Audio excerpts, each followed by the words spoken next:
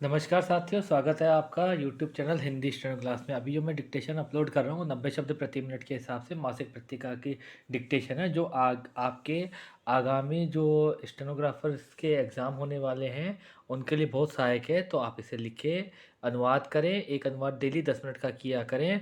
उससे आपकी हर तरह की कठिनाइयाँ या समस्याएं सामने आएंगी और आप उन कठिनाइयों समस्याओं को दूर कर पाएंगे, जिससे आपके परीक्षा हॉल में किसी भी प्रकार की प्रॉब्लम नहीं आएगी। तो चलिए मैं डिक्टेशन पे आता हूँ। डिक्टेशन पे आने से पहले मेरे चैनल को लाइक और सब्सक्राइब करना नहीं भूलें। आपसे उम्मीद करता हूँ कि आप मेरे चैनल को लाइक और सब्सक्राइब ज़रूर करेंगे। तो चलिए, आपका ज़्यादा समय नहीं लेते, मैं सीधा डिक्टेशन पे आता हूँ। तो चलिए साथियों, डिक्टेशन के लिए तैयार हो जाइए। Yes, dictation start. महोदय, भारतीय संसदीय लोकतंत्र के इतिहास में हाल ही में संपन्न शीतकालीन संसद सत्र को देश की राजनीति के सरलीकरण की शुरुआत के नाम से भी दर्ज किया जा सका है। देश का बुद्धिजीवी वर्ग शायद इस राय से सहमत नहीं होगा। ऐसा इसलिए नहीं कि सरल या सरलीकरण जैसी प्रक्रिया से बुद्धिजीवियों का महत्व कम होने का खतरा बना रहता है, बल्कि इसलिए कि बुद्धि का स्वभाव ही कुछ ऐसा है कि सब कुछ सहज या सरल हो जाए तो फिर लोकतंत्र के चारों स्तंभ विधायिका, कार्यपालिका, न्यायपालिका और मीडिया बहुत कमज़ोर दिखाई पड़ सकते हैं। इस भाषा का इस्तेमाल यहाँ इसलिए किया जा रहा है क्योंकि मानव जाति के इतिहास में आज तक यह फैसला या सिद्धांत नहीं बन सका कि आखिर राजनीति की कौन सी प्रणाली सर्वोत्तम है। फिर भी यदि संसदीय लोकतंत्र को सर्वोत्तम मानकर चला जाए तो हमारे मौजूदा संसदीय कार्य मंत्री श्री मदन लाल खुराना को यह श्रेय दिया जाना चाहिए कि उन्होंने न सिर्फ संसद की पेचीदगियों का सरलीकरण कर दिखाया है, बल्कि संसदीय प्रणाली पर पिछले 18 दिनों के भीतर इतना प्रकाश डाला है कि भारत जैसे दुनिया के सबसे बड़े लोकतंत्र में संसदीय प्रणाली पर सभी शंका आशंकाओं का निदान हो गया होगा। लेकिन भारतीय संसदीय लोकतंत्र के सरलीकरण का श्रेय जितना श्री खुराना को पहुंचना चाहिए, करीब करीब उतना ही श्रेय भारतीय मीडिया को जाता है। पैराग्राफ।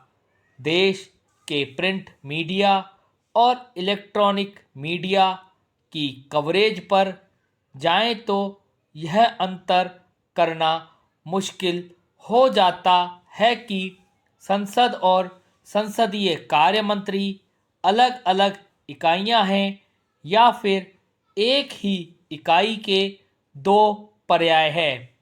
इसका मतलब यह नहीं कि प्रिंट मीडिया या इलेक्ट्रॉनिक मीडिया ने संसद या संसदीय कार्य मंत्री की कार्य प्रणाली की कवरेज का बिल तैयार कर लिया है, बल्कि मीडिया की भी कुछ राष्ट्रीय जिम्मेदारियां हैं और इन्हीं जिम्मेदारियों के तहत यह कवरेज करनी पड़ी होगी।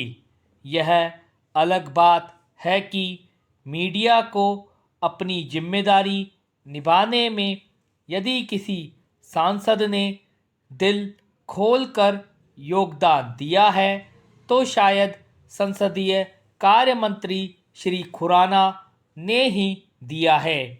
इस पर श्री खुराना विनम्रता से मीडिया का भी आभार प्रकट कर सकते हैं, लेकिन मीडिया को भी उनका आभार प्रकट करना होगा, खासकर तब जबकि इस सत्र की कामयाब समाप्ति पर उन्होंने संसद के अगले सत्र यानी बजट सत्र पर भी मीडिया को ऐसे ही सहयोग का न्योता दिया है।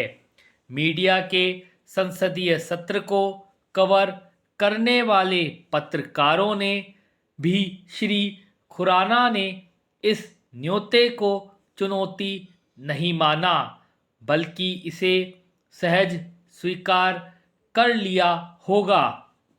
लेकिन संसद सत्र को कवर करने वाले पत्रकारों के समक्ष एक व्यावसायिक चुनौती अवश्य खड़ी हो सकती है कि आखिर आगामी बजट सत्र को कवर करने में ऐसा क्या किया जाए जिससे ऐसा दिखाई पड़े कि संसद और मीडिया दोनों देश के जनहित में कुछ कर रहे हैं। पैराग्राफ महोदय, इस शीतकालीन सत्र में जो कुछ हुआ वह रिकॉर्ड में दर्ज हुआ ही होगा, लेकिन सांसदों को अपने गृह क्षेत्र या चुनाव क्षेत्र पर खर्च किए जाने वाली राशि 1 करोड़ से बढ़ाकर 2 करोड़ रुपए कर दी गई है। इसके अलावा गैस और टेलीफोन का कोटा बहाल कर दिया गया है। इतना सब होने के बावजूद भी यदि जनता सांसदों पर यह आरोप लगाए कि एक पूरे 18 दिन चले संसद सत्र में सिर्फ इतना ही कार्य निपटाया जा सका, तो इसके लिए संसदीय कार्य मंत्री को जिम्मेदार नहीं ठहराया जा सकता। मैंने अपने पिछले एक लेख में यह संभावना जाहिर की थी कि शीतकालीन सत्र का ज़्यादातर कार्य समितियों के हवाले किया जा सकता है। संयोग से यह आशंका सच साबित हो गई।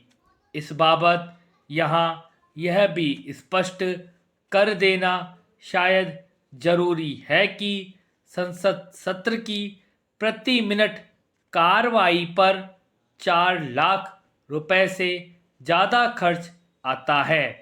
कभी कभी यह कार्रवाई देर रात तक भी चलती है, फिर भी संसद सत्र का महत्व बना रहेगा। लोकतंत्र में संसद ही एक ऐसी संस्था है जो कि सर्वोच्च है, इसलिए इस सर्वोच्च संस्था का महत्व भी सर्वोच्च ही होना चाहिए।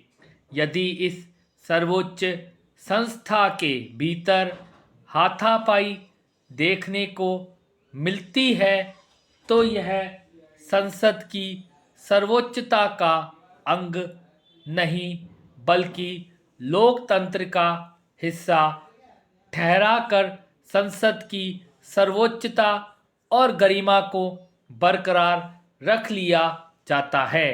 यहाँ यह भ्रम भी नहीं होना चाहिए कि हमारी संसदीय कार्रवाई का मौजूदा दौर राजनीति का अधिकतम सरलीकरण है, बल्कि यह इस सरलीकरण की प्रक्रिया की शुरुआत भी हो सकती है।